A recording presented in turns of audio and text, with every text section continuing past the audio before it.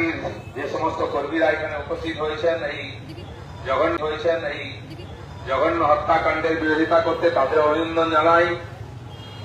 আমাদের জেলা সভাপতি আছেন, অন্যান্য বরিষ্ঠ নেতৃত্বরা, রামকৃষ্ণ দাস, দিলীপ দাস সবাই আছেন।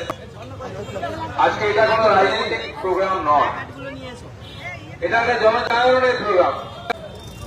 মানুষের কাছে এই মেসেজটা পৌঁছে দেওয়ার জন্য।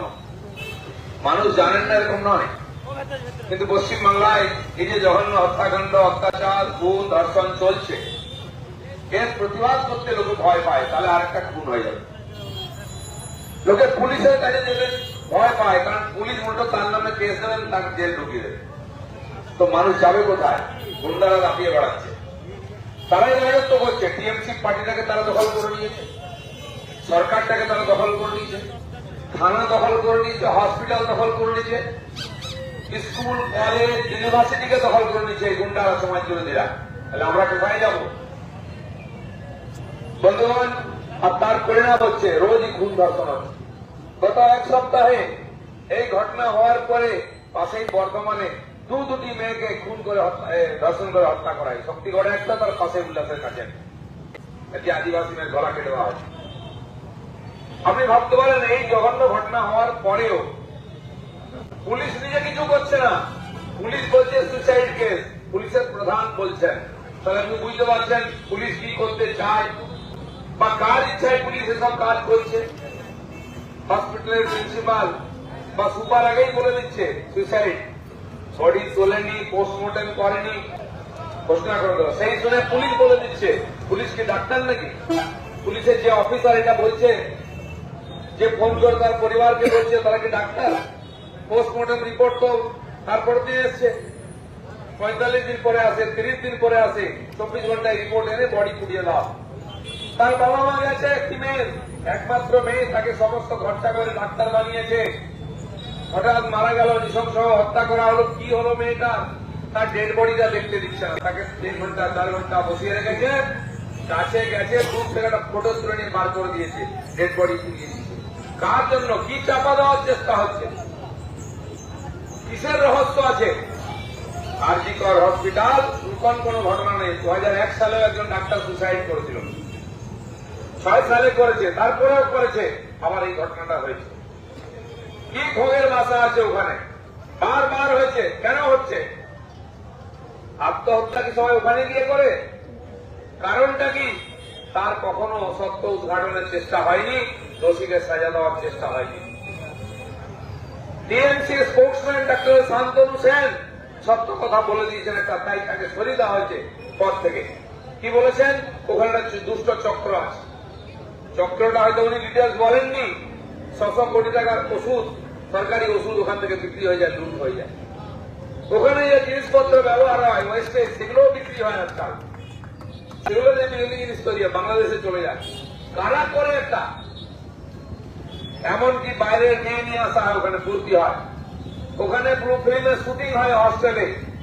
এটা জানার পরে যে প্রতিবাদ করে তাকে মেরে টাঙিয়ে দেওয়া হয়, তাহলে মাথা ফেলে দেওয়া হয়। হয় তুমি জেনে গেছো তো আমাদের সঙ্গে থাকো, ভাগ নাও, তাহলে তোমার বাঁচার অধিকার নাই। তাই বারবার ওখানে মারা গেছে লোকেরা, সুইসাইড বলে চালানো হয়েছে, কিন্তু হত্যা করা হয়েছে। সেই কথা শান্তনু সেন স্বীকার করেছেন যে আমার মেয়ের সঙ্গে তাই হয়েছিল। সেই যখন মানুষকে ফেল করানোর চেষ্টা হয়েছে পরীক্ষায়, নেতার মেয়ে, তাই তিনি বেঁচে গেছেন, কিছু হয়নি। কিন্তু এই মেয়েটি তো তা ছিল না, আপনার আমার মতো সাধারণ বাড়িতে মেয়ে ছিল। সে প্রতিবাদ করেছে। তাকে বলা হয় যুবক, চুপ মুখ বন্ধ রাখো, আমাদের সঙ্গে আসো, কিছু তুমি দেখনি। তারপরে চুপ করেনি, তাকেও ফেল করানোর চেষ্টা হইল, তাকে ধমকি দেওয়া হয়েছিল, শেষ পর্যন্ত মেরে ফেলা হয়েছে। জঘন্য ঘটনা ঘটেছে। কেউ বলছে মেয়েটিকে আগে মারা হয়েছে, গলা টিপে 4 জন 6 জন মিলে চেপে ধরেছে, হাড় করে ভেঙে গেছে, হাতের হাড়, গলার হাড় ভেঙে গেছে, চোখ মুখ দিয়ে রক্ত বেরিয়ে গেছে। তারপরে নাকি তাকে ধর্ষণ করা হয়েছে ওই মাতালটাকে দিয়ে। কেউ বলছে 6 জন 8 জন মিলে তাকে ধর্ষণ করে তারপরে মেরেছে। ঘটনা কি জানা যাবে না, কারণ যে ডেড বডিটাই পুড়িয়ে ফেলা হয়েছে। ততটুকু যতটুকু পোস্টমর্টম হয়েছে, তাতেই যা তথ্য এসছে তাতে মাথা খারাপ হয়ে যাবে, সেগুলো চাপা দেওয়ার চেষ্টা হচ্ছে। কেন ভুল প্রচার করা হয়েছে যে সে সুইসাইড করেছে? কেন ডেড বডি দেখতে দেওয়া হয়নি? তার পরিবারের লোককে কেন হাতে দেওয়া হয়নি? পোস্টমর্টম করে দিয়ে দিন, তার মেয়ের লাশ নিয়ে তারা ফেলে দেবে, পুড়াবে, কি করবে তার ব্যাপার। সব গোপন রাখার চেষ্টা করছে, কাউকে বাঁচানোর চেষ্টা করছে। কাকে? ওই কলেজের প্রিন্সিপাল সন্দীপ ঘোষ, যাকে সাসপেন্ড করালো, সাসপেন্ড করায়নি, তিনি পদত্যাগ করে দিলেন। কেন?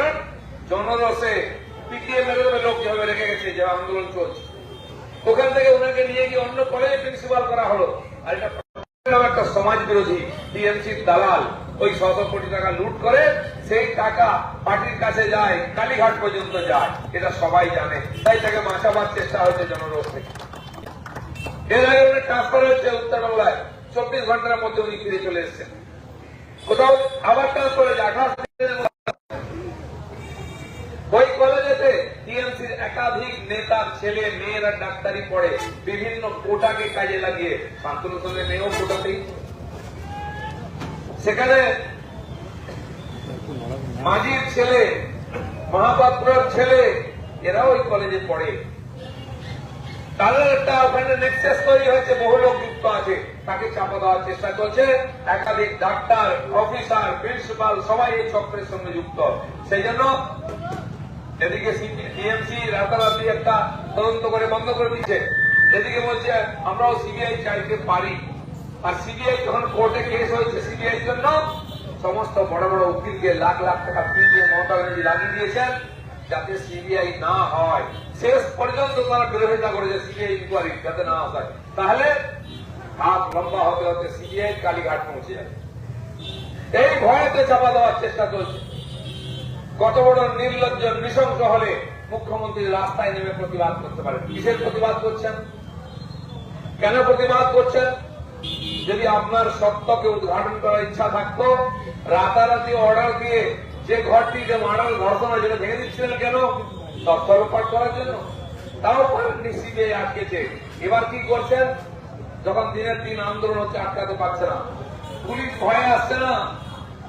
এমনকি পুলিশের সামনে এই ঘটনা ঘটেছে, ভাঙাভাঙি হয়েছে, শেষ পর্যন্ত বাকি যে তথ্য আছে সেগুলোকে লোপাট করার জন্য হাজার হাজার গুন্ডাকে বাইরে থেকে আনা হয়েছে, রাত্রবেলা ঢুকিয়ে দিয়ে ভাঙা হয়েছে হসপিটাল, পুরো করে দেওয়া হয়েছে। তার যেটা কি বলে স্বাগত কক্ষ আছে, ডাক্তাররা বসেন, আউটডোর, এমনকি 3 তলায় যেখানে ঘটনা হয়েছে সেখানে গুন্ডারা পৌঁছে গেছে, ভেসে ধ্বংস করে দেবে যাতে কোন তথ্য না পাওয়া যায়। এরা কারা? অভিষেক বাবুর চেহারা। পেছনেই আছে বেলগাছিয়া বস্তি, যেখানে অনুপ্রবেশকারীরা রোহিঙ্গারা আছে, যারা বাংলাদেশে উৎপাদ করছে, তাদেরকে কাজে লাগানো হয়েছে। হাজার হাজার লোক লাঠি ফাটি নিয়ে ঢুকেছে, পুলিশ দাঁড়িয়ে দেখছে, একটা লোককে লাঠি মারানি ধরেনি। আর আপনি রাস্তায় আন্দোলন করতে যান, রেলে করে তেড়ে আসে। যে লোকটিকে ধরা হয়েছে সে একজন দোষী, কিন্তু তার চেয়ে অনেক বড় বড় মাথা আছে, তাদেরকে ধরতে হবে, সাজা দিতে হবে। কিন্তু ওইটা মাতালটা, ড্রাগখোরটা, তাকে বারবার কাজে লাগিয়ে এই ধরনের জঘন্য কাজ করা হয়। সে পুলিশের গাড়ি ব্যবহার করে, সে নাকি সিভিক পুলিশ, সে পুলিশের পোশাক পরে ঘুরে বেড়ায়, সে পুলিশের ব্যারাকে থাকে। কেন পুলিশ এই সমাজ বিরোধীদের নিজের গাড়ি ব্যবহার করতে দেয়, পোশাক ব্যবহার করতে দেয়? কেন নিজের ব্যারাকে রাখে? পুলিশ কি দোষী নয়? যে পুলিশ প্রধান ঘোষণা করে দিচ্ছেন আমরা ধরবো, ফাঁসি দেবো, ওকে ও সুইসাইড করেছে, সেই পুলিশ প্রধানকে কেন অ্যারেস্ট করা হবে না? কেন সিবিআই এর সামনে দাঁড় করানো হবে না? কে তাকে বলেছিল এটা ঘোষণা করতে? একজন আইপিএস অফিসার এই ধরনের মিথ্যা কথা বলে লোককে কেন বিভ্রান্ত করছে? প্রথম তাকে জেরা করা উচিত, প্রথম তাকে সাসপেন্ড করা উচিত।